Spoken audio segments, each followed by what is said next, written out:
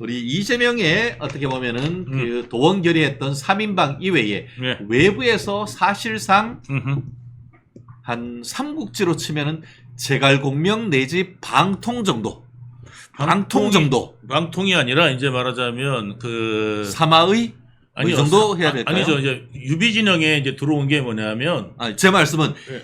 그 이재명에게 이화영이 어떤 사람 정도일까를 평가를 한다고 하면은 굳이 평가를 하자고 하면은 조자룡이죠. 조자룡 정도. 네. 오, 헝칼 마구마구 휘두르듯 네, 조자룡. 오, 네. 전투력도 있고. 예. 오, 오케이.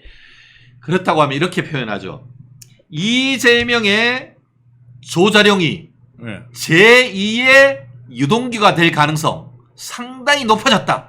이런 반응이 있던데 이재명에게 이화영이 협박했다라는 그런 평가가 나오는데 어떤 얘기인 것이죠? 그게 이화영이 이제 조자룡인데 아하. 조자룡인데 머리가 여포야. 아하. 예, 머리가 동탁 여포야. 이래가지고 이제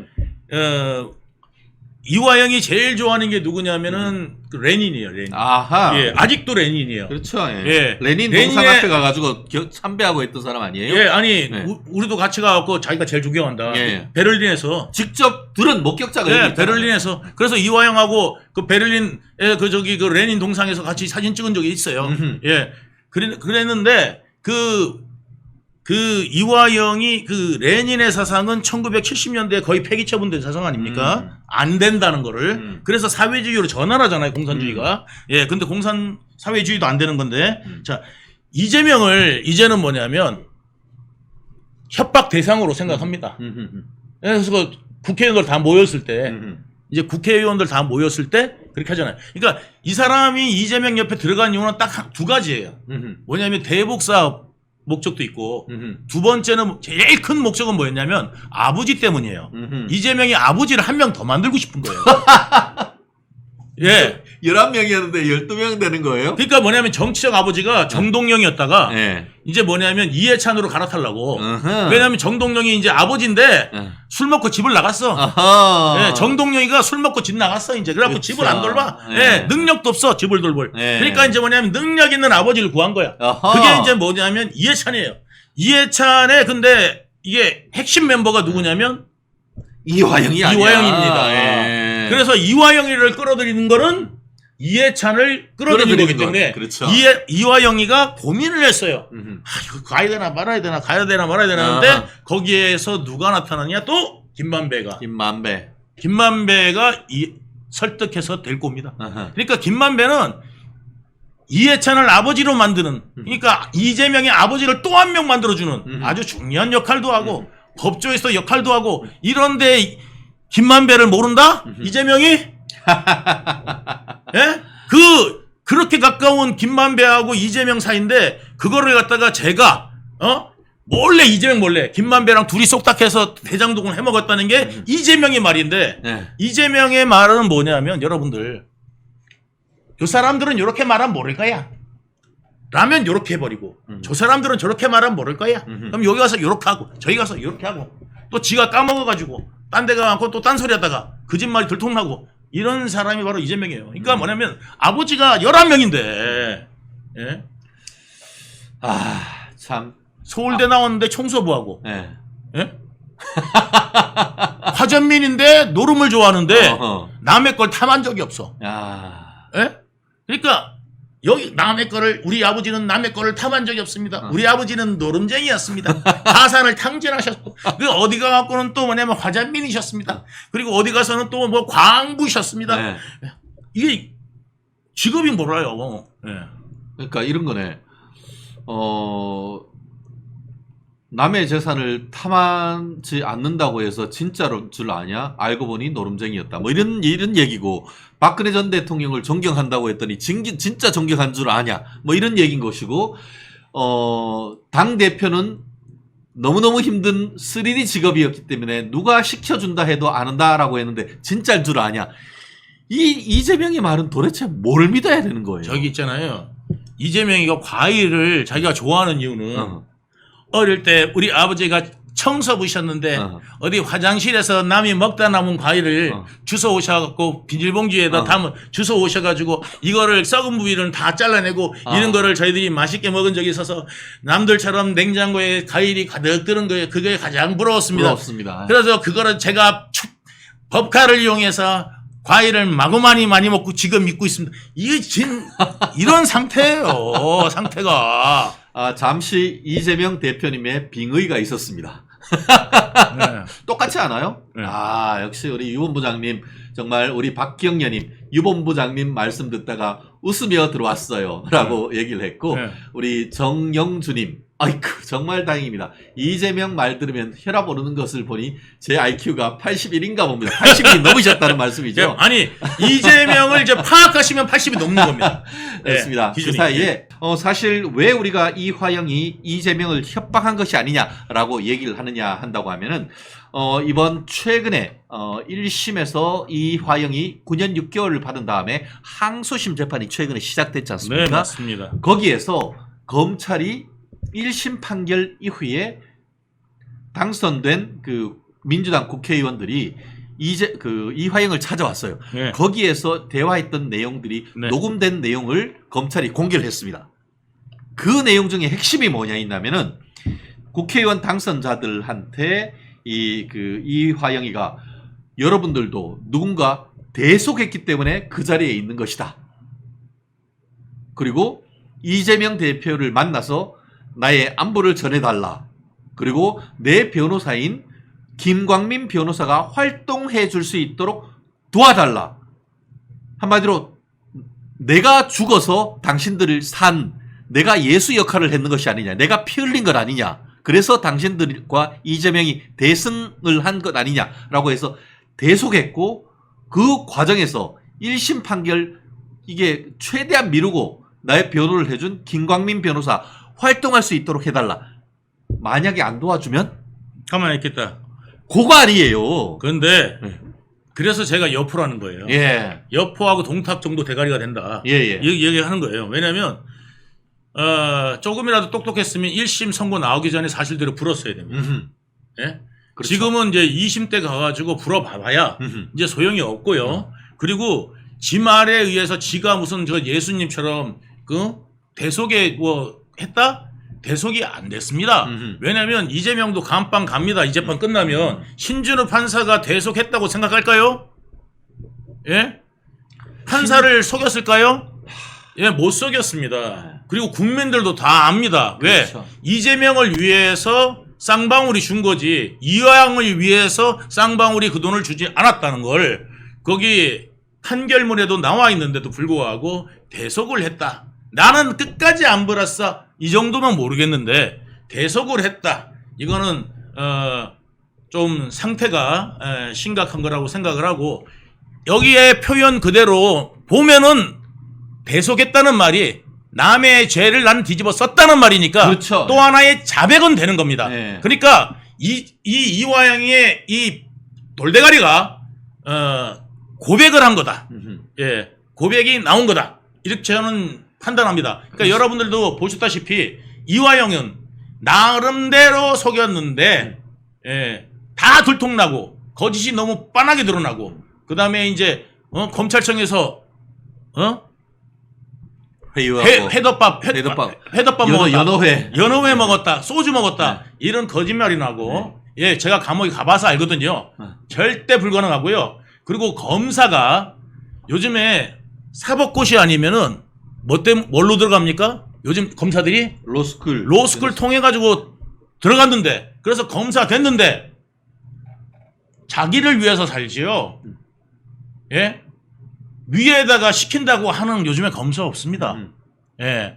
아시다시피 아니 변호사님 그렇습니까? 그렇습니다. 맞습니다. 네네. 아니 조직에다가 목숨 걸 일 있습니까? 잘못하면 자기 완전히 변호사 자격증도 떨어지는데. 그럼요. 그 사람이 뭐 그 해당 검사가 이재명이한테 억하심정이 있습니까? 네. 개인 감정 없어요. 법이 그런 거예요, 그냥. 법이 그럴 뿐인 거야. 사실관계가 그걸 뿐인 거야. 그리고 자기 직업이 그러니까 이 사실관계를 밝히는 게 자기 직업이니까 그거를 사실관계를 잘 밝히는 게 유능한 검사잖아요. 그렇죠. 예. 그래서 유능한 검사가 되기 위해서 열심히 수사하는 건데 이거를 갖다가 수사하니까 잘못했다. 네. 이런 놈들이 바로 지금 민주당인 거고 여러분들이 그거를 진짜 그거를 이해를 해야 돼요. 그래서 검사들이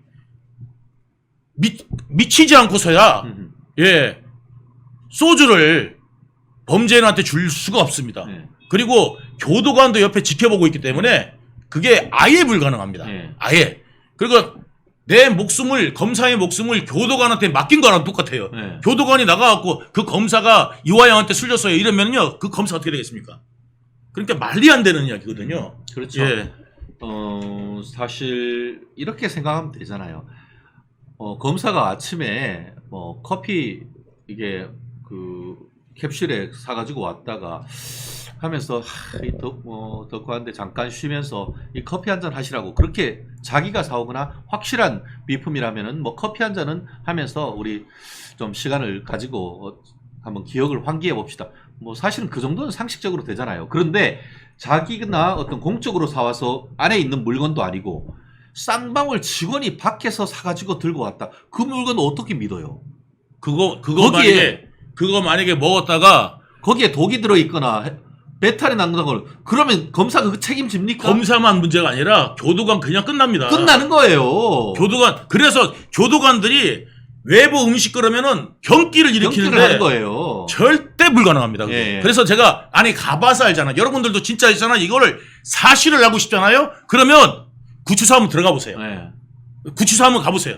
여러분들도 구치소 가가지고 한번 겪어보면은 이게 말도 안 되는 이야기라는 걸 아시게 될 겁니다. 그렇습니다. 예. 레리비님 자유 대한민국을 세우는 그날까지 이동규 파이팅! 아유 감사합니다. 야 레리비님 감사하고요. 그 외에도 파란유님 이커보코 저희가 어릴 때 니커보코는 봤는데 이커보코는 또 처음 봅니다. 우리 아이디가 장난이 아니에요. 너무 감사하고요. 사실 한 가지 또 질문하고 싶은 게 유 본부장님은 뭐 이재명 근처 지금 거리에서 있었기 때문에 잘할 것 같은데 네. 그러니까 이재명은 이화영을 배신자라고 생각할까요? 자신의 죄를 뒤집어 쓴 대속자라고 생각할까요? 이재명은 이화영에 대해서 아무 생각이 없습니다. 아무 생각이 없다. 예, 뭐냐 하면 요 놈이 불면 안 되는데 네. 그래서 불지 못하게만 하면 된다고 생각하는 네. 거지 이 사람이 사형을 당하든 예. 평생 감옥에 있었든 네. 아무 상관이 없고요. 네. 요 사건이 딱 되고 나면은 차라리 안 나오는 게 좋겠다 라고 생각할 겁니다. 네. 못 나오는 게 좋겠다. 왜? 나오면 또 협박할 테니까. 예? 귀찮잖아요. 감옥에 있는 게 편한 거야. 그러니까 감옥에서 못 나오게 하려고 그러는 하지 않을까 저는 생각됩니다. 저는 여기 보면은 이재명 대표 한번 만나달라고 자기 와이프한테 이야기하잖아요. 예, 그러니까 자기가 이화영이가 말한 대로 이재명이가 말한 대로라면 이재명을 만나게 해서는 안 돼. 와이프를 보내서도 안 돼. 왜? 이재명한테 자기가 죄 지은 거 아니에요. 이재명 몰래 자기가 했다며요. 이재명 몰래 자기가 했으면 이재명한테 죄 지은 건데 왜 이재명을 자기 와이프한테 찾아가라고 그래요. 예? 왜? 이재명한테 뭔가 해준 게 있으니까. 그러니까 이재명한테 찾아가라고 그러지 않았겠어요? 네. 예. 근데 재밌는 게 예. 그 부인 백모 씨 접견했을 때 이화영이가 예. 뭐라고 했냐면 이재명 대표를 한번 만나달라라고 하니까 부인이 왜? 내가 왜? 싫어라고 하니까 이화영이 왜? 세 번씩이나 왜 하면서 이재명 만나기가 뭐가 그렇게 어려워 얘기를 했단 말이에요. 이게 왜 이렇게 세 번씩이나 이렇게 물을까요? 그러니까 왜 이재명 만나기 어려워? 왜 이재명 만나기 어려워? 너 이재명이 만나기 어렵단 말이야? 이거예요. 그러니까 이거 뭐냐면 내가 해준 게 얼만데? 지금 장난해 지금? 근데 왜 이재명 만나는 게 어려워? 이거 너무나 당연한 게 아닌데 내가 이재명이한테 해준 게 얼만데 만나가지고 뭐 변호사비라든가 이런 거 부탁하는 거 생활비 부탁하는 거 그걸 왜 못해? 내가 맡긴 거 내가 찾아오는 거나 마찬가지인데 왜 그걸 못해? 라고 하면서 부인을 다그쳤다는 그런 맥락 아닌가요? 그렇죠. 그러니까 이제 와이프가 이제 하는 이야기가 아니 내가 이재명 만나면 사람들이 보면은 난리 칠 거 아니야. 그러면 또 난리 날 건데. 그렇죠. 그러니까 어차피 이거는 우리가 천천히 해야지 뭐 이런 거지. 그러면서 얘기를 한 것이 이화영이가 부인한테 얘기하는 말이 비공식적으로 비공식적으로 만나면 되잖아. 이렇게 얘기했다는 거잖아요. 예.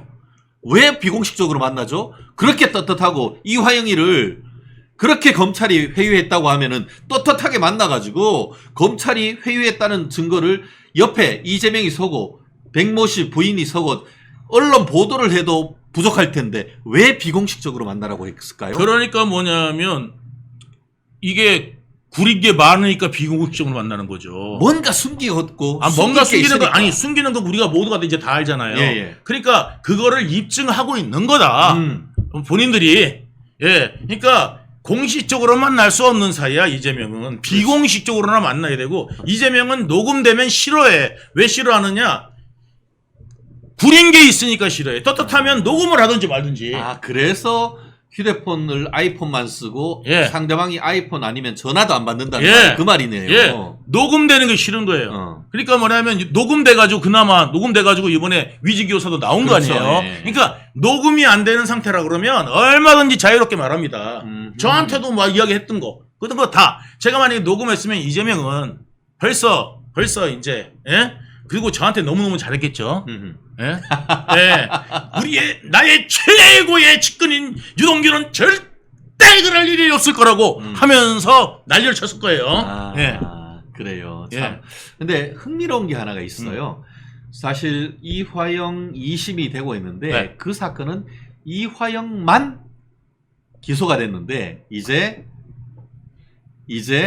이화영하고 이재명이 손잡고 1심 서울 수원 지방법원 형사법정에 손잡고 같이 서야 되는 일이 또 생겼단 말이에요. 네.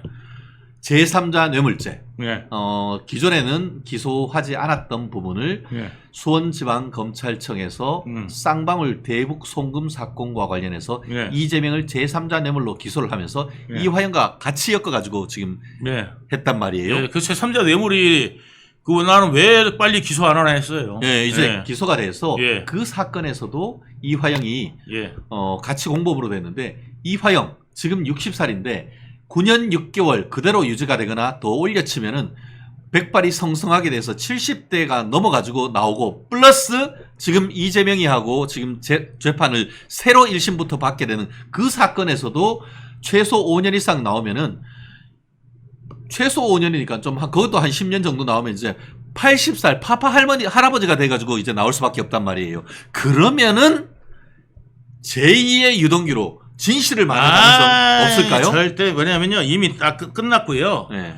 지금 저기 상태에서 사실은 이재명이 시켰습니다. 그게 진실입니다. 이야기한데 이재명 쪽에서 어떻게 나오겠습니까? 왔다 갔다 한 놈 저거 그냥 배신자 저거 그냥 인간 쓰레기 만들어 버린다니까. 저쪽 진영에서도 인간 쓰레기 되는 거고 이쪽 쪽에서도 별로 도움이 안 돼요. 이미. 그렇기 때문에 그거는 뭐 큰 의미 있을까 지금 싶습니다, 솔직히. 예.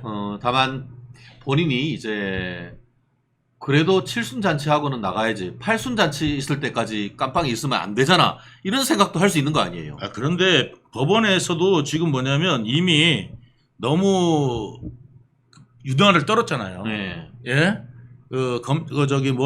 뭐를 먹었니 소주를 마셨니 하면서 너무 유난을 떨어서 이 부분이 본인한테는 상당히 좀 불리하게 작용하지 않겠나 싶고 이재명은 또 그랬잖아요.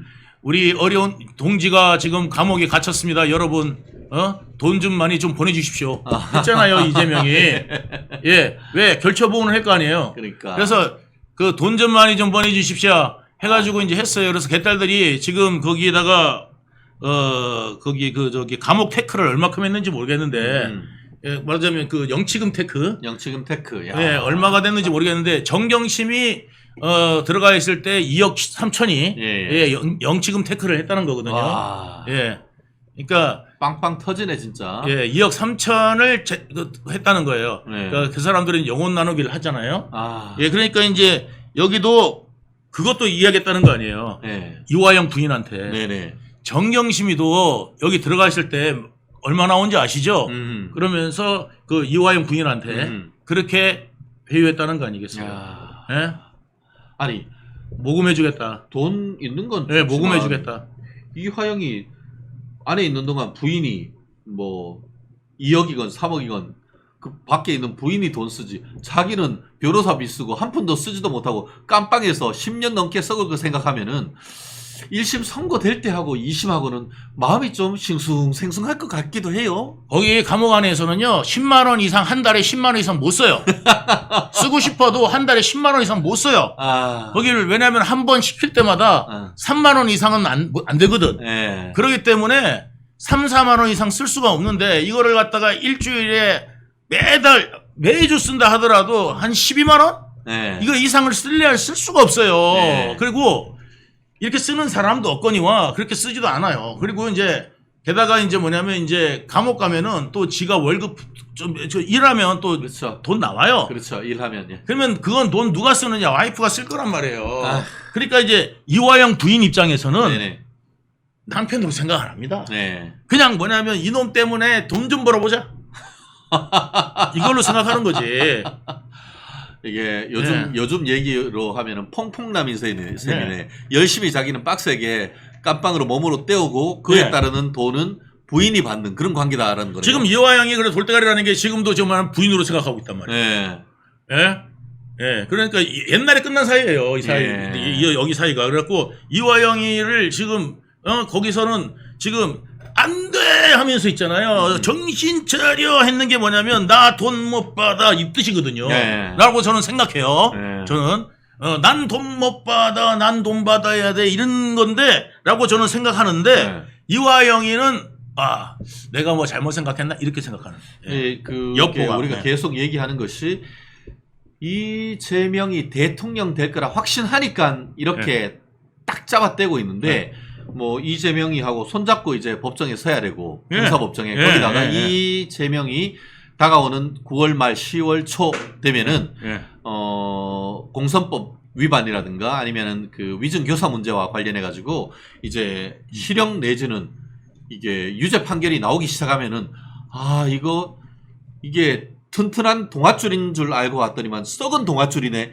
이런 생각이 들면은 이제 마음이 좀 바뀌는 거 아닌가요? 이재명이가요 이번에 이제 10월 달에 1심 선고지 잘못 나잖아요. 네. 나는 순간 뭐냐면 당내에서 이제 술렁술렁 거리기 시작하고 이번에 호남에서도 투표율이 20%밖에 안 됐다는 거예요. 그렇구나. 자, 이재명 지지율이 엄청나게 높으면은 네. 사람들이 이재명 찍으러 나가자고 해갖고 엄청나게 나왔을 거예요. 그런데 투표율이 20%밖에 안 됐다는 거. 10명 중에 호남에서도. 2명이나 밖에 안 나왔다는 예, 거예요. 10명 중에 2명 나와갖고 네. 그냥 이재명 찍어주고 간 거예요. 네. 예, 그 중에서 80% 정도가 이재명 찍어주고 간 거예요. 그런데 그러니까 뭐냐면 여기서 지금 부글부글 하는 사람이 그 다음에 이재명은 아닌데 하는 사람이 지금 많다는 거예요.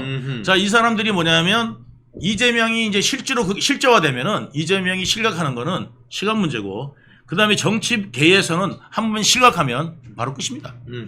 정동영 보십시오. 예. 그러게요.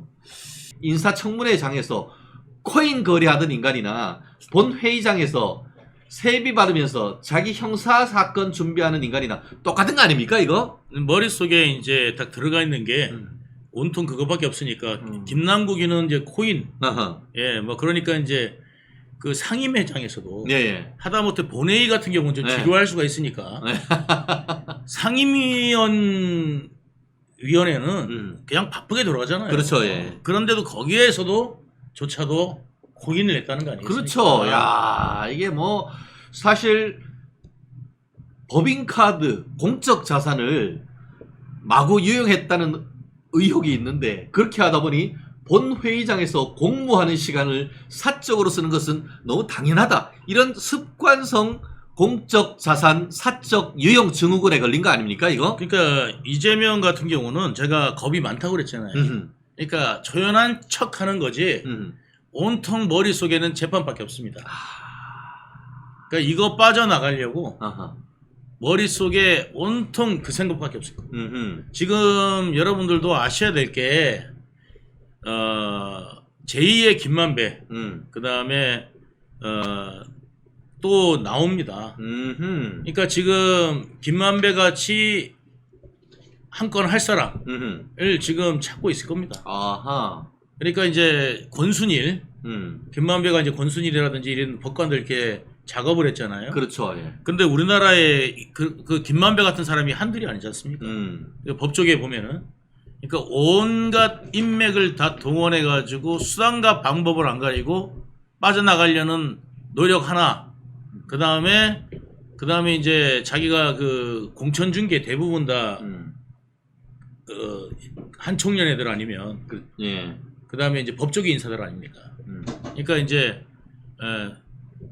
치고 나갈 데모할 사람들도 모집하고 그다음에 법조계로 어떻게든지 요리조리 빠져나갈 궁리하는 한 반면에 한쪽에는 뒤에서 공 한번 좀 세워봐라. 인맥 동원해서 예 그러면 내가 다 줄게. 이제 이런 쪽이 있을 겁니다.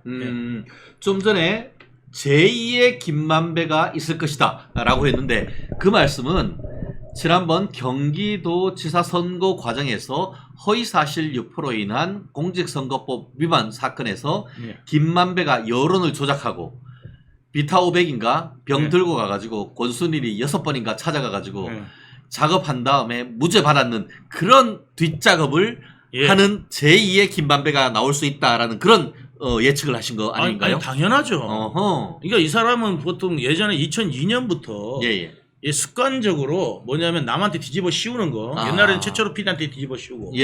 2002년부터 했던 거예요. 그러니까 자기가 패턴이란 거네요. 자기가 그 최초로 PD를 불러놓고 제보하고 그래놓고 난 다음에 최초로한테 또 뒤집어 씌우잖아요. 그러니까 제보한 사람이 더 적극적이지 않겠습니까? 아무래도 그렇죠. 최초로 PD는 이게 뭐지 할 거 아니에요. 그런데 이런 게 있다고 이제 하니까 그런 게 있나? 해가지고 이제 취재를 하려고 한 거 아니겠어요? 그래서 취재를 이게 취재거리가 될까 안 될까 이제 해본 건데 그거를 최초로 PD가 전화를 했지만 자기가 이제 시킨 거 아니에요. 그렇죠. 그래놓고 이제 검사인 것처럼 아무것도 문제 없다. 아니 그 걸려봐야 아무 문제 없다. 이런 식으로 이제 해놓고 변호사 말 믿지 뭐 누가 믿겠어? 그 변호사가 그러니까. 그래가지고 최초로 PD가 막상 이제 구속되고 난 다음에 이재명 찾아가 보라. 그러니까 이재명이 그 저 최초로 PD가 부인이 전화했대요. 전화했더니 나한테 이 전화 왜 했냐는 식으로. 닭 잡아먹고 오리발 내미는 거네. 그러니까 내가 다 해줄게 걱정하지 마 이래놓고 막상 전화했더니 그래서 저 이재명 변호사한테 전화해봐. 그랬더니 그래서 와이프가 전화한 거예요. SOS를 친 거네. 예, 그래서 전화했더니 나 아무 상관없다고 이렇게 이제 얘기를 하니까 이제 면회 가가지고 와이프가 이제 최초로 PD가 그럴 거 아니에요. 이재명 뭐라고 그래? 그랬더니 거기는 기대하지 마세요. 예. 그러니까 이게 2002년부터 그렇네요. 나온 거고 손절하고 이게 2002년부터 나온 거예요. 그러니까 지금 뭐 우리가 대장동, 백현동 얘기하는데 2002년에 있었던 것도 현재 분당에서 가장 잘 나간다는 정자동의 모 주상복합 아파트 종상향과 관련돼서 그런 일을 꾸몄으니까 부동산 개발과 관련되는 일 그리고 또 관련된 사람을 끌어들여 가지고 앞에 여론 조성한 다음에 자기한테 불리하려고 하니까 앞으로 싹 버리고 자기는 쏙 빠지는 일 이런 패턴이 똑같다는 거네요. 똑같아요. 그러니까 옛날부터 남을 시켜요. 그러니까 최초로 PD를 시키잖아요. 그리고 난 다음에 이거 방송 안 된다. 처음에 이제 최초로 PD가 그거를 이제 전화했던 거를 이거 방송 안 된다 그랬어요. 그리고 이제 폐기하려고 그랬어요.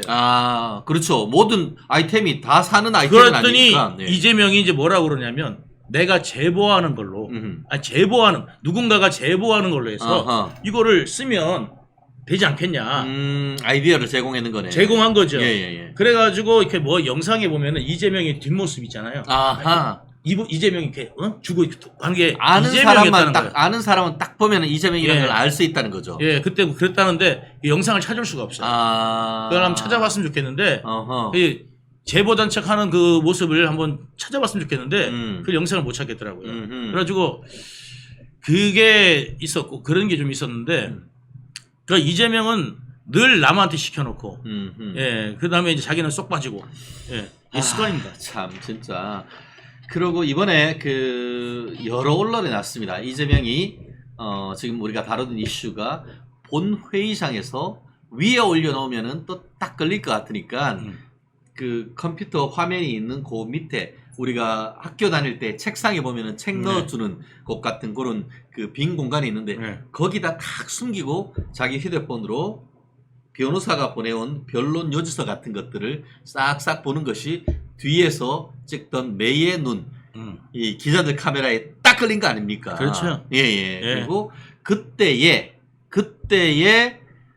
지금 그 본회에서 진행하고 있던 것이 다른 것도 아니고 민주당이 당론으로 해서 통과시키고 했던 이른바 불법 파업 조장법이라 평가를 받고 있는 노란봉투법에 대해서 이게 심의 의결하고 있는 그런 과정 아니었습니까? 그렇기 때문에 이게 노란봉투법 해가지고 뭐 당론으로 해야 된다, 근로자를 노동자를 위해서 뭐 한다라고 해놓고는 밑으로는 지사건 보고 싶다는 거 아닙니까? 지금요 노란봉투법을 문재인 때 예. 자기들이 그렇게 중요하면 통과시키지 네네. 문재인 때 통과시키지 않았습니다. 예. 그 왜 그러냐면요 이거는 사회 혼란이 뻔합니다.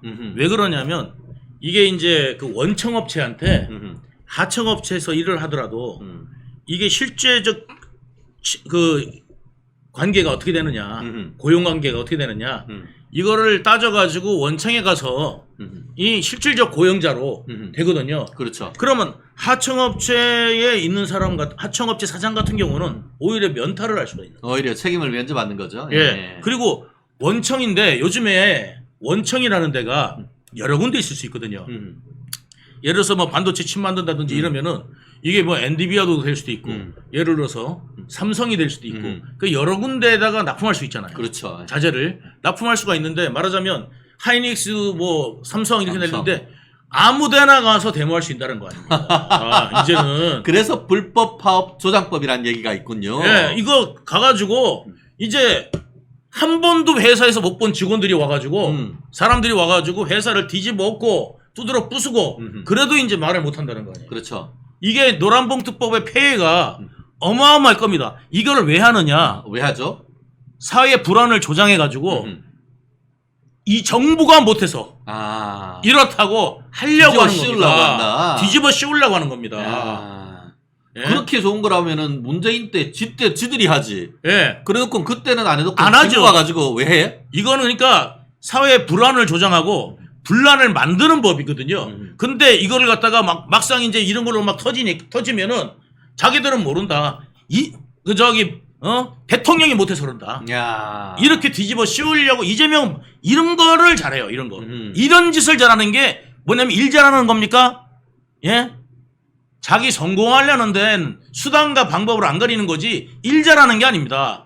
예. 결국 남한테 뒤집어 씌우는 거는 예. 똑같구나. 예. 예. 이거 굉장히 이거 위험한 거고 나라 망한다니까요, 진짜. 예. 지금 대기업들 있잖아요. 전부 다 이제 다 떠날 거예요, 이거. 그렇죠. 최근에도 백만장자급들이 해외로 이민 가는 예. 대표적인 국가 중에 하나가 대한민국이 됐다는 거 아닙니까? 예. 옛날에 그 페로니즘 때문에 예. 전부 다 아르헨티나를 떠났잖아요, 그자들이요. 그렇죠. 예. 뺏기고 누가 삽니까? 예. 이거 불법적으로 뺏기고 누가 살아요? 세금 다 냈는데. 그러니까 지금 또 개딸들 하는 이야기 보면은 전부 다 이제 부자 거 뺏자 뭐 이런 식으로 해갖고 그렇죠. 공산당원들 같이 이야기를 하고 있어요. 한마디로 다 뒤집어 엎고 다 노동자 거고 예. 그 자본가들 그 인정 못해하는 그런 근거를 그 생각을 바탕에 깔고 있는 거 아닙니까? 그러니까 베네수엘라의 그 차베스의 정책을 따라했던 게 문재인 정권이거든요. 똑같이 그랬죠. 똑같이 했어요. 초기에 무슨 뭐 베네수엘라 찬양하는 기사들이 좌파 언론에서 엄청 많이 나왔더랬어요. 예. 그게 이제 2007년까지 그러다가 나중에 이제 했는데 이게 2017년, 18년 쫄딱 망했잖아요, 베네수엘라가. 그런데도 불구하고 그때 이제 2017년도에 문재인 정권이 들어왔는데 차베스 정권의 정책을 따라했고 지금 이재명이 하는 짓도 이게 그 25만 원이 차베스 정책입니다. 그렇죠. 예. 결국 25만 원 이렇게 나눠주자라는 그런 부분 또한 결국 부세에다 짐 주는 거죠. 그렇죠. 결국은 짐 주는 것이고 한마디로 매표행위죠. 돈 주고 21세기판 고무신 선거하는 행위와 마찬가지란 말이에요. 어려운 분들 아니 25만 원 준다는데 왜 그걸 못 주게 막아? 이렇게 반응을 하거든요. 어려우신 분들은. 예.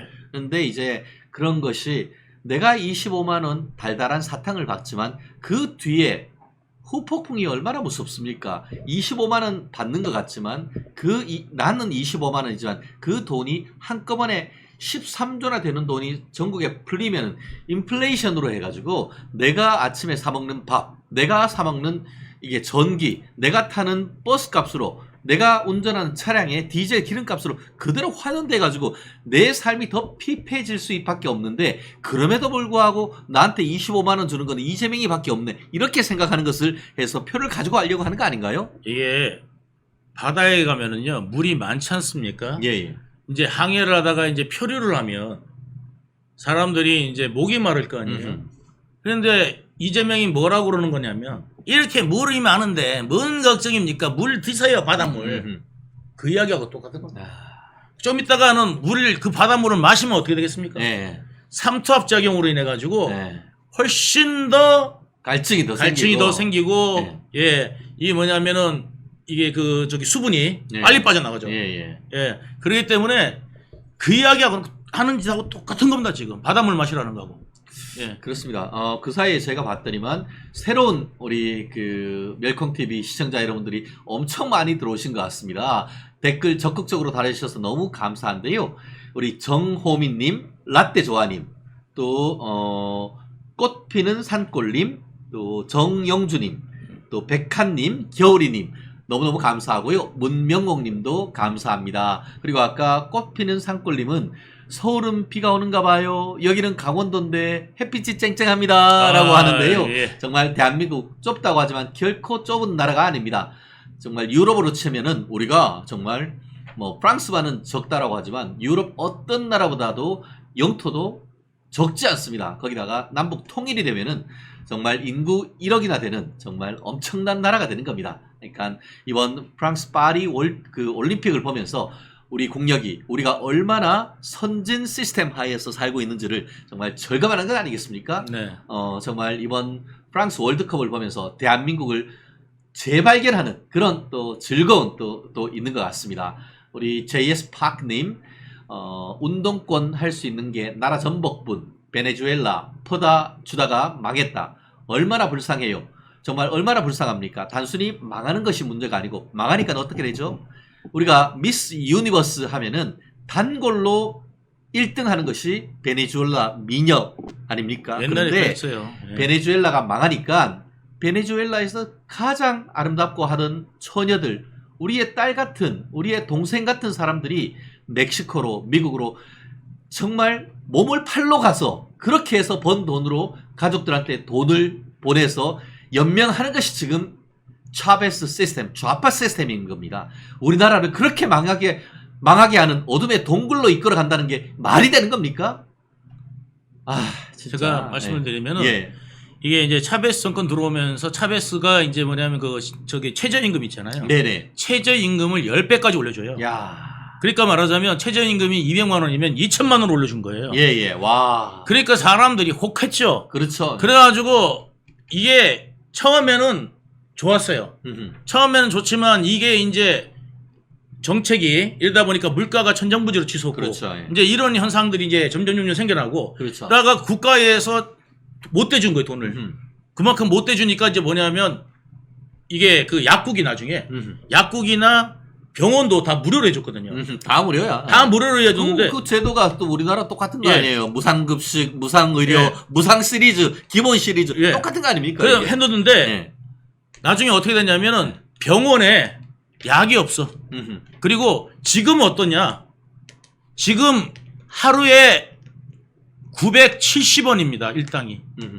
그러니까 10배를 올려줘서 잘 살아야 될 거 아닙니까? 네. 그런데 지금 시간당 우리 돈으로 970원의 임금을 받고 일을 합니다. 예. 그러니까 그걸로는 먹고 살 수가 없으니까 여자들은 해외로 나가서 정말 몸을 팔아갖고 네. 예, 돈을 집으로 보내는 네. 이런 지금 안타까운 거고, 이번에 그 차베스의 후계자였던, 네네. 그러니까 버스 운전자 출신이잖아요. 네네. 예, 그 대통령이 저기 요번에 이제 지금 차베스의 동상을 뜯어내고 있습니다 지금. 예. 그러니까요. 그랬던 다만 사람이에요. 그럼에도 불구하고 또 자기들끼리 이제 선거 부정에 뭐 말할 수 없는 일들이 정말 수도 없이 일어난다라는 네. 자체가 정말 그런 나라를 모범 삼아서, 그런 정책을 모범 삼아서 대한민국을 좌파화 시키려고 했었는데 대한민국 국민들이 그렇게 어리석지 않습니다. 그러니까 지들은 민주당 정권 20년 그런 헛소리 하다가 5년 만에 정권 교체했고 그 과정에서 윤석열 대통령이 나라 구했다는 말이 그렇게 나오는 건 아닙니까? 그러니까 가장 핵심적인 거는요. 여러분 이재명이 뭘 알아서 그러는 게 아니에요. 뭘 알아서 뭐 하려는 게 아니라 네. 이재명한테 그 재원 어떻게 마련할 겁니까? 그랬더니 네. 이재명이 뭐라고 그랬냐면 우리나라 돈을 기축 통화로 만들면 됩니다. 여러분 보시지 않았습니까? 예? 그 돈 어떻게 마련합니까? 그러니까 우리나라 돈을 화폐를 기축 통화로 하면 된다는 거예요. 그 말은 저희가 어릴 때 부루마블 돌아가는 돈으로 실제 쓰자는 소리하고 똑같은 거 아닙니까? 근데 무슨 정말 코미디도 그런 코미디가 없어. 무슨 탈원전 한다고 하는데 왜 했더니만 이게 영화를 봤더니만 이 그 원자로가 위험하대 이런 식으로 해서 탈원전을 만들었다는 이런 진짜 시시껄렁한 얘기가 현실화되는 이 나라가 정상입니까 이게? 진짜 이게 원자로가 네. 원자로가 실질적으로 이게 만약에 이제 네. 그 자연재해 네. 정말 그 진도 9 정도의 지진 네. 아니면은 원자 폭탄을 맞아도 네. 이게 원자로가 그렇게 쉽게 아이, 손상되지 않습니다. 우리 제트기가 날아가지고 박아도 멀쩡해. 멀쩡해요. 네, 실험하잖아요. 그 정도의 이게 원자 폭탄을 맞아도 네. 이게 문제가 되지 않을 정도의 그런 상태인데 이게 이제 원자력 발전소가 이 원자력 발전이 정말 기저부하를 담당하고 있는데 그 기저부하의 전력을 지금 공급이 제대로 안 되고 있다는 게 문제 아닙니까? 예. 예. 그래요. 지금 보면은 우리 그레이스 김님 찍어내 돈 뭐 하듯이 정말 돈 복사 해내는 식으로 해서 문재인 정부가 찍어낸 돈으로 인플레이션 때문에 그렇게 고생을 하고 이제 윤석열 대통령이 정말 지난 총선 과정에서 예. 선거에 이기려고 하면은 예. 돈 풀면 되는 거예요. 돈 풀면 총선에서도 쉽게 이길 수 있는 거예요. 이재명이 하는 거 왜 못하겠어요? 백조 풀지 뭐. 지금 30%안 네. 된다고 조롱하는데 우리 13억이 아니고 왜 25만 원이고 왜 100만 원은 못 줘? 1000만 원은 못 줘? 다 풀어. 이거 저기 누구야? 거기 있잖아요. 거기처럼 한 1억씩 주고 10억씩 그렇죠. 주면 예. 되지. 그러면은 지지율 50%로 올라갈 거예요. 못 하는 게 아니고 안 하는 겁니다. 정말 그런 걸 보면은 참 그럼에도 불구하고 우리 국민들의 상당수가 그만큼 어렵기 때문에 25만 원 한 가구 100만 원 이런 일에 반응한다는 것. 또 우리 그 윤석열 대통령과 우파에서는 이런 부분을 좀 무조건 반대할 것만은 아니다라는 생각도 없진 않거든요. 우리가 그 KDI 경제학 박사 출신인 윤희숙 전 국회의원 같은 경우에는 스마트 포퓰리즘 얘기도 하고 있습니다. 뭐냐? 우리가 안 된다만 할 것이 아니고 정말 어려운 분들을 어떤 식으로 지원할지를 스마트하게 해서 국민들의 민심도 담아낼 수 있는 그런 전략도 필요하다라는 것이 우리 그 윤희숙 전 국회의원의 경제 전문가의 말씀인데 저는 그 말씀도 우리가 조금 더 고민을 해야 되는 부분이 분명히 있다고 생각합니다. 사실 우리가 13조씩 1인당 25만 원 주는 것 최근에 그 얘기도 있잖아요. 13조를 만들어가지고 뿌리려고 하면은 현금을 주기가 어렵고, 그거를 민주당 말대로 그 지역화폐로 하는데, 지역화폐로 만들어내려고 하면 그 플라스틱 카드 만들고 그 행정적인 데 수수료만 한 1350억 정도가 든다는 거잖아요. 예. 그리고 그 사업을 하려고 하면은 전에 한 번도 안 해본 사람 하겠습니까? 이재명이가 성남시에서 경기도에서 했던 코나이 그런 회사를 끼고 할 것이고, 그러면 그 많은 한두 푼도 아닌 1000억이 넘는 돈이 네. 그런 좌파들 뒤로 해서 기업으로 흘러갈 가능성이 있고, 그것을 또 저수지 삼아가지고 3개월 할 것이 안에 또 아니냐. 3개월 안에 안 쓴 거는 다 낙전 수수료를 해가지고 말아먹게 되는 이런 식의 저수지를 만들려고 하는 전략이라는 그런 분석도 있지 않습니까? 네. 그러니까 자기 그 주머니 챙기려고 하는 건지 정말 국민 위해서 이야기하는 건지 모르겠습니다만은 그 머리가 잘못됐다.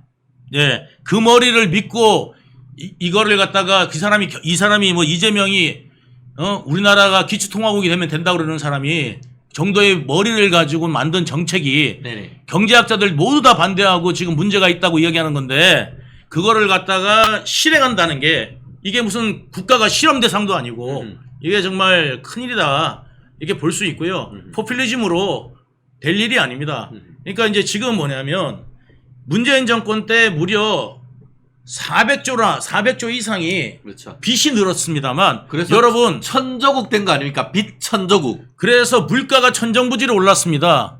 문재인 때 물가가 거의 2배 올랐습니다. 여러분들 아시다시피 우리 예전에 문재인 정권 들어오기 전만 하더라도 라면 한 그릇 한 3,000원 정도 먹었는데 지금은 5,000원, 6,000원 합니다. 요즘 김밥에 라면 10,000원 합니다. 10,000원이에요. 예. 예. 예전에 한 5,000원 정도 하던 게 지금 10,000원 합니다. 여러분 옛날에 저기 그 김밥 천국에서 라면에다가 김밥 먹으면 한 5,000원이면 됐습니다. 그럼요. 예. 그런데 지금 얼마냐면 10,000원 됐습니다. 아. 여러분들 이런 부분들을 생각해 보세요. 여러분들 월급은 2배 올랐습니까? 그러면 여러분들 2배만큼의 월급이 오르지 않았으면 물가가 이만큼 올랐으면 여러분들의 생활 수준은 2분의 1로 줄어든 거라는 걸 알아야 되는데 내 거 지금 옛날에 100만 원 받던 게 지금 120만 원 받아. 이것만 생각하면은 절대 안 된다는 겁니다. 그렇죠. 야, 그게 바로 인플레이션이고 인플레이션은 오히려 서민들을 훨씬 더 자극하게 됩니다. 서민들의 삶이 훨씬 더 어렵게 됩니다. 왜냐? 부자들, 쉽게 말하면은 현금성 자산 외에 주식이라든가 부동산 가지고 있던 분들은 이게 인플레이션 해증 효과, 인플레이션으로 물가가 올라가면은 가지고 있는 실물 자산의 가치도 올라가기 때문에 인플레이션이 되는 만큼 자산이 가격이 오름으로써 그 재산의 어떤 그 가치가 그대로 유지가 됩니다. 그런데 월급만 받던 사람들 같은 경우에는 인플레이션 올라갔던 만큼 우리 월급이 올라갑니까? 그렇지 못합니다. 그러면은 돈 풀어줘. 나한테 25만 원 온 것 같아. 그렇지만 그 돈이 풀림으로써 인플레이션이 형성되면서 내가 사 먹던 김밥 천국의 김밥 값이 이제는 4,000원에서 4,500원, 5,000원이 되면서 한 달, 두 달이면은 내가 받았던 25만 원 어디론가 다 날아가 버리는 거예요. 자, 한 가지만 더 말씀을 드리면요. 여러분 지역 상품권 해가지고요. 지역 상권 살리자고 해서 지역 상품권 만들었잖아요. 자, 한번 제일 잘 아시지. 예. 경기도 에서 활동을 하셨으니까. 자, 예. 지역 상품권을 예를 들어서 성남시만 한다. 예. 그러면 우리 시 사람들은 성남시 사람들은 성남만 에서 쓸 수밖에 없으니까 그렇죠. 쓰고 다른 시의 사람들도 성남시로 올 수 있어요. 그렇지만 이게 말하자면 국제구역 블록하고 똑같은 거예요. 결국은 전부 다 그게 실패했지 않습니까? 맞아요. 국제무역도 그렇죠. 뭐냐면 블록화되면 완전히 다 실패하는 게 뭐냐면 너도 나도 이제 모든 지역이 다 상품권을 만들어서 하게 되다 보면은 성남으로 옛날에 와서 돈 쓰던 사람이 성남으로 와서 돈 와서 안 써요. 왜냐? 자기 있는 지역에서 나왔으니까. 그렇지. 딴 저기 갈 이유가 없지. 그러니까 옛날에는 성남에 와서 쓰는 사람이 성남에 와서 안 쓰고 전부 다 나는 하남시에서 쓰고 성남시에서 쓰고 다 이렇게 블록화되면은 오히려 경쟁력만 잃는 경우가 그렇죠. 많이 생기는 겁니다. 네. 그러니까 이게 결국은 성남시만 있을 때는 성남 시민들이 우리 상권을 이용하니까 좋다 이렇게 생각했을지 모르지만 너도 나도 생겼을 때는 이건 절대 경쟁력을 만들어낼 수가 없고 오히려 정말 예를 들어서 이렇게 좀 아주 규모 좋은 그다음에 뭐 이렇게 음식이나 뭐 이런 것들이나 능력이 좋은 이런데도 블록화로 인해서 오히려 손해보는 그런 경우가 생기게 되는 겁니다. 그렇죠. 국제무역에서도 이런 것 때문에 전부 다 WTO 그렇죠. 체제가 생긴 게 바로 그것 때문이었거든요. 그렇죠. 블록화됐다가 그것을 이제 FTA 체제로 해서 자유무역 서로 예. 이게 장벽을 없애는 쪽으로 하는데 거꾸로 지금은 장벽을 세우자는 얘기나 마찬가지죠. 그렇습니다. 예. 동네마다 장벽을 세우자는 이야기거든요. 네네, 이게 네. 말이 안 되는 겁니다. 이게. 그렇습니다. 우리 5월님 맥심 커피 5,000원 하는 것이 현재 8,700원으로 올랐습니다. 라는 얘기. 정말 서민 물가가 오름으로써 결국 가만히 앉아서 내 재산 뜯기는 효과가 생긴다는 이 인플레이션의 역설 정말 한 말씀으로 좀 정리해 주신 것 같습니다. 라떼 조아님, 유동규님 말씀이 맞습니다. 이렇게 이재명 말은 IQ 80 이하들이 들으면 그럴듯하게 들리는 겁니다. 그렇지만 80만 넘은 사람이 들을 때는 저거 말이 안 되는데라고 다 누구든 이해할 거예요. 근데 이게 있잖아요. 진영 논리로 인해 가지고 그게 맞는 말이 될 수가 없거든요. 이게 기축통화 같은 경우도 브레튼 우즈 체제로 인해 가지고 미국이 전 세계에 있는 금의 70%를 확보했을 때 브레튼 우드 체제가 생겨 가지고 그게 금치원 1온스당 35달러 이게 이제 그거의 기준으로 돼 가지고 만들어졌다가 71년도에 이게 이제 그 금치안이 없어지면서도 뭐냐면 이제 기축통화로 유지가 된 건데 이거를 우리나라 돈을 갖다가 오늘부터 우리나라 돈 기축통화 중국도 기축통화가 안 됩니다. 예, 중국 돈도. 애를 쓰지만 안 되죠. 네네. 결국 현재로서 전 세계적인 기축 통화는 미국의 달러화 그리고 그 EU의 유로 네. 그리고 우리가 사실은 무시하지만 일본의 엔화까지 그 정도까지 되고 네. 있는데 그게 왜 엔화가 왜 기축통화 준기축통화로 네네. 인정받냐면요. 엔화는 미국 달러하고 무한정 무기간 네네. 예, 통화 스와프가 맺어져 있습니다. 네. 그렇기 때문에 달러하고 엔화를 갖다가 엔화를 무한정 우리는 예를 들어서 1억 달러, 100억 달러 이렇게 1년간 한시적으로 통화 스와프를 맺지만 일본하고 미국은 무한정 무기간의 통화 스와프를 맺었기 때문에 일본 엔화를 써주는 겁니다. 그렇죠. 그 말은 뭐냐면은 엔화는 달러나 마찬가지다 이런 네. 얘기인 거죠. 예, 예. 그만큼의 어떤 신용이 있기 때문에 예. 이게 그 일본이 어떻게 보면 엔화가 기축통화로 되는데 대한민국 물론 뭐 무역 전 세계 무역 7위까지 올라가는 예. 대단한 나라임에도 불구하고 예. 내가 하고 싶다고 되는 건 예. 아니다. 예. 정말 얼마나 국수주의적이고 예. 얼마나 어떻게 보면 예. 전 세계의 어떤 무역 그 돈의 흐름에 대한 무지한지를 그 예. 얘기 하나로도 우리가 대변되지 않을까 싶습니다. 지금 두 번째 이슈는 바로 동교동, 그러니까 김대중 전 대통령의 사저를 둘러싼 그런 그 이 공방이랄까요? 그러니까 사저의 운명과 관련돼서 반전에 거듭하고 있다. 새로운 국면이 계속되고 있다. 제가 이렇게. 지금 웃는 것이 좀 네네. 코미디 비슷해서 말이죠. 어떤 코미디요? 이것부터 말씀드릴게요. 이거부터 어떤 것부터? 내용 요약하기 전에 말씀드립니다. 네네네네. 이게 사실 일주일 전부터 논란이 됐어요. 그렇습니다. 근데 이재명은 이 부분에 대해서 한마디 말도 안 했어요. 그렇습니다. 자, 우리가 사람들끼리 모여 있을 때요. 네네. 어디 부조를 해야 될 일이 생기지 않습니까? 네네. 이걸 다른 사람에게 말하지 않지 않습니까? 네네, 그렇죠. 자기가 알아서 할 일이잖아요. 그렇지요. 이 부조가 이야기가 나왔는데 아무 말하지 않고 있다는 이야기는 이재명은 이거 관심도 없고 지금 반대한다라는 이야기거든요. 그럼요. 그런 사람을 지금 갑자기 등을 떠밀어서 네네. 야, 이재명 너는 왜 이 DJ 사저에 대해서 아무 말도 안 하느냐. 네네. 그래 오늘 이재명이 처음으로 이야기했어요. 민주당과 책임감 있게 의논해서 네. 이 부분을 해결하는 방법을 찾겠다라고 했어요. 네네. 이재명은 지금 자기 돈 쓰기 싫은 겁니다. 네. 민주당 당대표가 되고 난 다음에 민주당 돈으로 어떻게 해보자는 거예요. 예, 예. 제가 이 부분부터 먼저 거꾸로 됐습니다. 사건 설명부터요. 예. 설명 조금 이따 드리고요. 예. 민주당 이거 돈 쓰면요. 민주당의 상당한 재산은 이 국고 지원금입니다. 네네. 왜 DJ 사저, 저도 이 꼬마 기자 때 DJ 사저에 가본 적이 있는데 이 DJ 사저를 구매하는데 왜 정당에 돈이 들어가야 되며 네. 동교동 그거 알아서 하라고 하십시오. 저 박주원이 뭐 6억을 내겠다라고 하던데 네. 거기서 알아서 하는 것이 맞지 왜 지금 이재명 돈 내기 싫은 이재명에게 내라고 지금 강압을 하는지 네. 코미디가 되고 있습니다. 그렇습니다. 자, 그러면 이제 실질적으로 동교동 사저 얘기를 좀 해보죠. 예. 일주일 전에 무슨 일이 있었습니까? 동교동 사저를 팔았어요. 누가요? 셋째 아들입니다. 김홍걸이지요. 예. 아니, 동교동 사저를 판다? 동교동 사저라는 건 어떤 곳입니까? 바로 김대중 전 대통령이 가택연금을 당한 곳. 1961년부터 1995년까지 거기서 실제로 살았고요. 또 물론 일산에 잠깐 산 적이 있지만 그러나 나중에 임종을 할 때까지 거기서 살았다고 합니다. 그러니까 소위 얘기하는 한국 현대 정치사의 살아있는 공간, 뭐 이렇게까지 표현이 되는 곳 아닙니까? 그러면 민주당에 가면 노무현과 그 다음에 김대중 얼굴이 딱 박혀 있잖아요. 그런데 이재명은 그게 싫었던 거죠. 어떤 의미에서는 이 사람들이 아니라 나의 당인데 뭐 하면서 지금 신경도 안 쓰고 있다가 바로 말씀하실 때 김홍걸이 일주일 전에 팔았습니다. 김홍걸은 어쨌든 유산이니까 팔았다 치고 그게 왜 문제가 된 거죠? 이호 여사가 소위 유산으로 남긴 거죠. 그렇죠. 남기면서 이거 팔지 말고 기념관으로 조성하라라고 했는데 네네. 김홍걸 기억하시다시피 재산이 100억대입니다.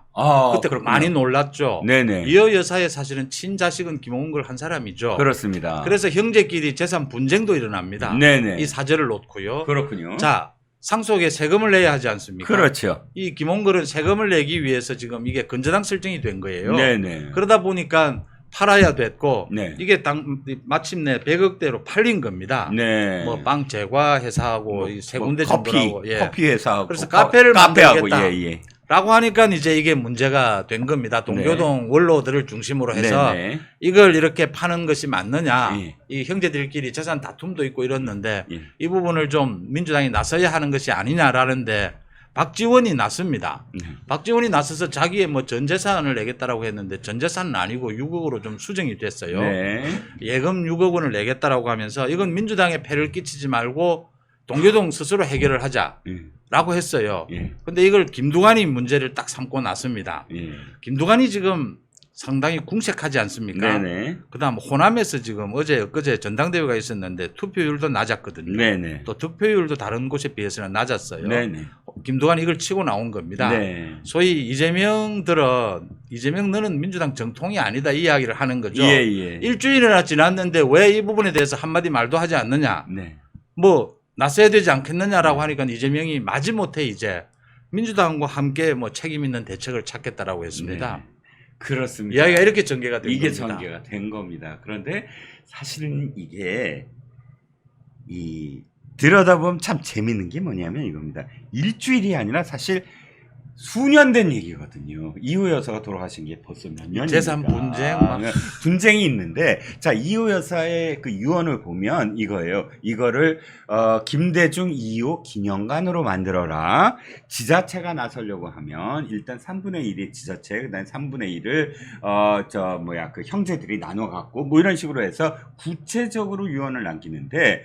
김원걸이 그 유언을 지키지 않은 거지요. 김원걸은 이거 다 내 재산이야. 내가 친자야. 하니까 그때 당시에 그 둘째 그러니까 김홍업이 이건 말이 안 돼. 라고 분쟁을 하다가 김홍업이 양보를 합니다. 어떻게 양보? 이거 그럼 기념관으로 만들어. 그럼 내가 맛있게 하고 양보를 합니다. 그런데 여기서부터가 문제입니다. 여기서부터. 자, 그러면 제대로 된 아들이라면 어머니가 어쨌든 또 아버지가 누굽니까? 이거를 어떻게든 기념관으로 만들 노력을 해야 되잖아요. 자기는 100억이나 갖고 있습니다. 100억 재산이 더 될지도 모릅니다. 이자는 사실은 자기가 실질적으로 무엇인가 일을 해본 적이 없는 자예요. 고작해야 최규선이라고 완전히 진짜 망나니 같은 사기꾼이 있습니다. 그 최규선이 한테 빌붙어갖고 같이 사기를 친 공범으로 집행유예 3년형을 받은 사람이에요. 그런데 어떻게 뭐 100억을 벌었는지 100억을 벌어갖고서는 돈을 이렇게 해서 아들한테도 막 그냥 우회적으로 편법으로 물려주고 뭐 난리를 칩니다. 그런데 갑자기 이거를 노력도 안 하고 팔려고 하니까 문제는 지금 일주일이 아니라 그때부터 배태가 됩니다. 민주당이나 혹은 이재명은 나 몰라라. 몇 년 전부터 나 몰라라. 뭐 네가 알아서 해. 라는 입장을 계속 견제했고 거꾸로 이 문제를 진짜 국회에서 제기한 사람이 누군지 아세요? 조수진입니다. 조수진이 국회에서 오세훈 시장한테 이거 지금 사실 국가의 또는 서울시의 재산으로 해야 되지 않겠느냐. 이게 어떻게 지금 개인의 어떤 그 재산으로 이렇게 판다 안 판다 이렇게 할 수가 있냐고 2020년에 제기를 합니다. 일찍 제기를 했네요. 그렇죠. 네. 사실은 조수진이 건너가고 지나거든요. 그렇죠. 호남 물론 국민의힘 의원이긴 하지만 보수의 전사였죠. 보수의 전사였죠. 근데 건너가고 되게 친해요. 네. 그 동아일보 기자 시절부터. 그러니까 어찌 됐든 목소리를 대신 내준 거일 수도 있죠. 건너의 목소리를. 그런데 오세훈 시장이 검토를 하면서 이게 보니까 근저당이 설정돼 있어서 서울시가 개입을 못한다. 상속세 때문에 이렇게 됩니다. 그런데 그때까지만 하더라도 제가 다 뒤져봤는데 민주당 이재명 아무런 이 동교동 사저 나몰라라 했어요. 그러니까 일주일이 아니라 몇 년을 소 닭 보듯이. 그런데 대표님이 지금 말씀하신 것처럼 더 자기가 이거 외면하다가는 큰일 나겠다. 왜? 지금 호남 싸늘 뭐 이렇게 기사 나오고 있고 김두관이 그걸 딱 틈새로 해서 아니 이거 민주당 해야 되는 거 아니야? 그랬더니 근데 또 재밌는 건 어저께까지 대변인이 우리는 사실 그냥 개인의 어떤 그런 저 상속세 때문에 문제 때문에 그 개입할 수 없다. 그리고 우린 뭐 구체적으로 이것 때문에 회의한 적이 없다. 지도부에서 회의한 적이 없다. 대변인이 공식적으로 기자들한테 얘기하거든요. 하루 만에 입장이 하루. 두 가지 이제 제가 처음에 코미디가 되고 있다라는 말씀 네네. 해주셨는데요. 이재명은 민주당을 개딸당으로 이미 만들었습니다. 네네. 그리고 이재명은 DJ를 잘 알지도 못합니다. 네. 그리고 이재명은 문재인과도 사이가 굉장히 좋지 않습니다. 이재명은 민주당의 뭐 정강 정책과는 관심도 없습니다. 네. 이재명은 자기 정치 장사한 거예요. 예, 예. 민주당 개딸당으로 다 바뀐 거예요. 그럼요. 그런데 왜 이재명에게 지금 얼토당토하게 DJ 사저를 이야기합니까? 네. 지금 제가 이재명의 생각을 말씀드려 줬습니다. 네네. 대변해 줬습니다. 네네. 그다음 또 하나요. DJ 사저 말씀입니다. 네. 민주당이나 뭐 그 동교동은 그렇게 관심이 있는지 모르겠는데 이거 사실은요. 그동안 DJ의 정치 자금도 과거에 있었고요. 네네. 우리 솔직히 과거는 그게 풍토였다라고 하지만요. 네. 이 DJ에 대한 돈 문제도 있었고 그 자식들 간의 분쟁도 있었습니다. 네. 저는 오세훈 시장이 말씀하신 대로 그 건재당을 사유로 들었거든요. 네네. 그 오세훈 시장이 상당히 세련되게 빠져나갔다 아, 이겁니다. 네네.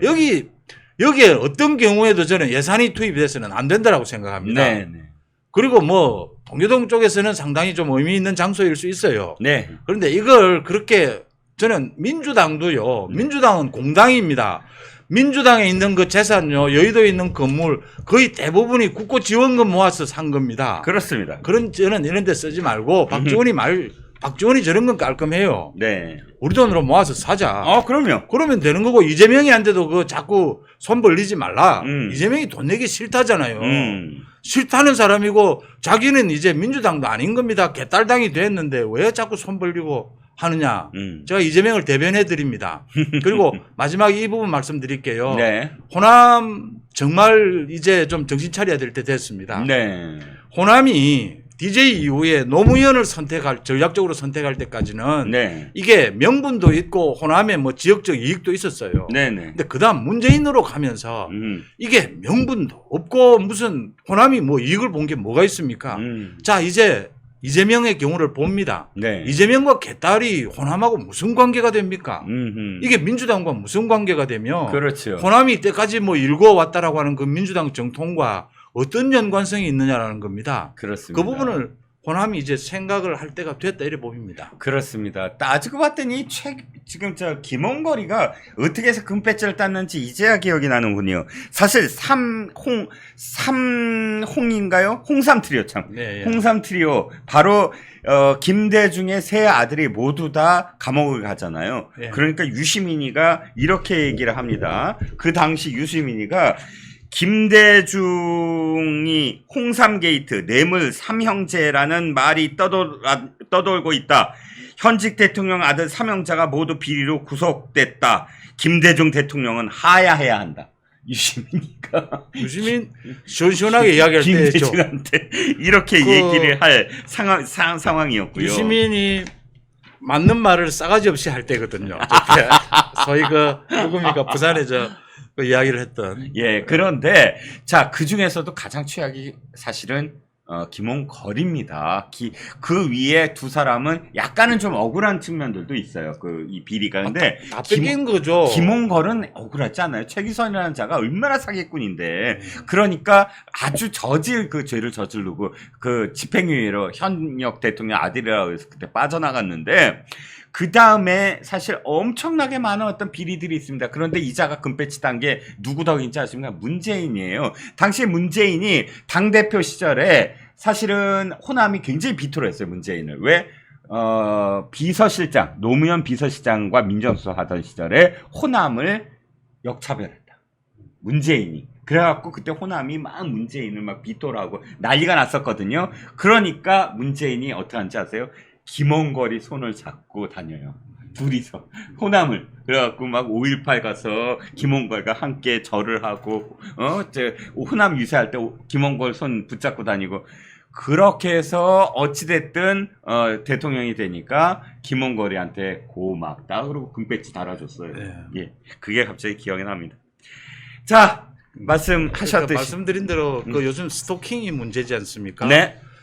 호남 동교동 이제 이재명과 개딸에게 잘못하면 그 스토킹 고발당합니다. 자꾸 얽매이지 말고요. 네네. 그 이재명 개딸은 이제 이재명 개딸이 가도록 길을 열어주는 게 맞습니다. 그 끝은 이재명의 구속이고 이 민주당은 망하는 겁니다.